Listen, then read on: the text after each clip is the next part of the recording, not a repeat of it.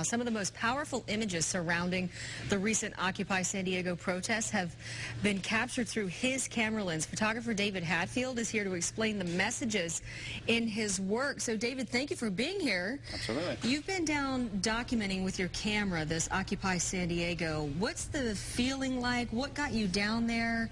Tell us what it's been like for you. And while you're doing that, let's take a look at some of the pictures. Absolutely. That you've taken, and not the most popular ones yet, but just some of the pictures. You know, it started, I started watching Occupy Wall Street when the information was coming out and kind of showing up online.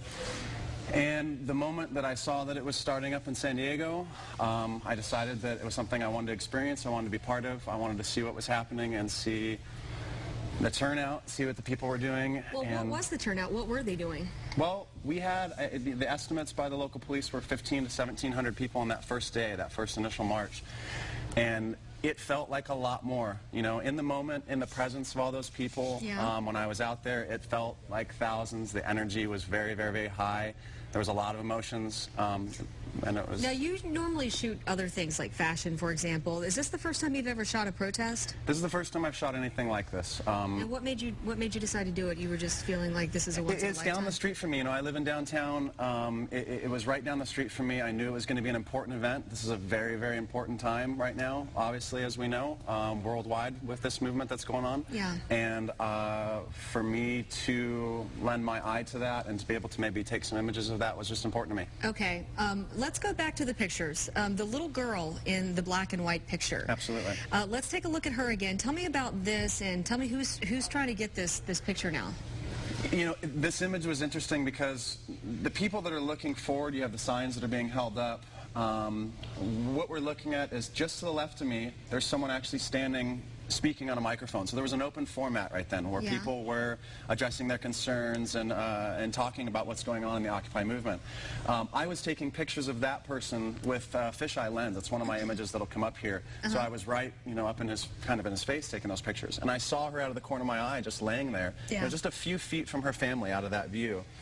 Just the perfect light, so perfect situation. And what does that picture say, do you think? What did you capture in that picture? And why does, you know, Huffington, Newsweek want that picture now, do you think?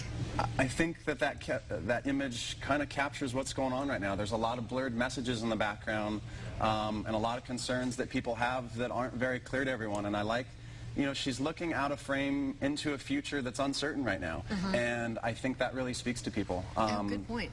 Okay, let's take a look at the next one. And tell me what you think about, I think it's the fisheye one. Might be, is that the fisheye? Yeah, so this one was really fun. You know, this is how I started going down there. This was my initial shot the first day I got there. I built this, you know, 30-foot boom out of an aluminum pole that I bought at Home Depot earlier that day. Oh, really? So I mounted, you know, my baby, my camera, I should say, on this pole to get this shot. I wanted a unique view of what was going on down there. I wanted people to be able to see the magnitude of the people that were down there. What were they doing at the time? You know, we had just reached the Civic Center at that point. So the march had you know, we had started, we'd marched all the way through downtown. We stopped at the Civic Center.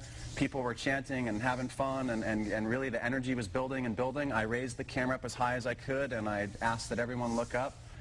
We captured this image. I was screaming at the top of my lungs to look up. Is anybody trying to get that picture? I know the black and white one is really sought after right now. Right. And all the money that is made from these pictures is going to go to charity, am I right? We have a couple local charities that we're looking at for the arts and things that I'll be looking at to do through Alexander Fine Art Studios that he's connecting me to in regards to the monies that are raised from these images. Very nice of you. Let's see the third, because, you know, photographers have to make a living. You know, you don't have to give all your money to charity. This is really nice. Agreed. Let's see this last one. This one, once again, it was just, we had just rounded the corner, I think, from Bank of America. I had actually just ditched that big 30-foot pole in a bush, ran over to get this scene, and it was, once again, it was one of those situations where we had magical light. I had that light kind of beaming through that archway, and it was just illuminating the tops of the heads of the crowd with an American flag right in the center, which was really powerful for me. So I kind of stationed here for a moment and captured that shot. What setting did you use to take that picture? Do you remember? Was that just in the moment? Yeah, I couldn't tell you right now, but I was in a rapid fire mode where I had the camera set to a higher ISO so that I could adjust my depth of field instantaneously in the field. Well, I think it's really beautiful pictures, and I hope that a ton of money goes to charity for that black and white, because I really think that one is classic. That one's going to be around for a long time. We'll see that for a long time. And you can see more of David Hatfield's work at Alexander Salazar's Fine Art on October 26th from 6 to 8. He comes on the show all the time. You see him here, corner of 7th and Broadway downtown. Go to our website, fox5sandiego.com, and click on the Scene On button for more information. David, thank you for being here, and great job on those pictures. Thank you very much for having me. Erica? Great job. You call your camera